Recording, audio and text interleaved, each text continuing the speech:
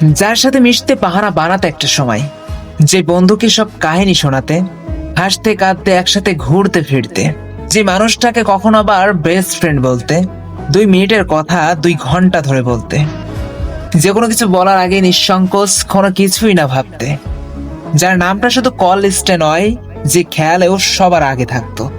এমন কিছু বন্ধু যাদেরকে পরিবারের মানুষও ভালোবাসায় রাখত। ঝগড়া হতো খুব, খুনসুটিও কত, ভালোবাসায় ছিল সিক্ত, ছিল মনের মতো। মন খারাপেও যাদের সাথে কথা বললে টেনশন খতম হতো।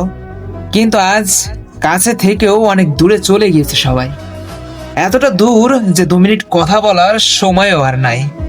অনেকেই জিজ্ঞাসা করে এখন তাদেরকে নিয়ে, ব্যাস এতটুকুই বলি তাদের, এখন আর কথা হয় না। সবাই তো আর সারা জীবন কাছে থাকে না, এক সময় না এক সময় সময় দূরত্ব বাড়িয়ে দেয়। তবে সকলের জন্য ভালোবাসা থাকবে অবিরাম। দূরত্ব যাই হোক, স্মৃতির পাতা যেন নিঃশেষ না হোক।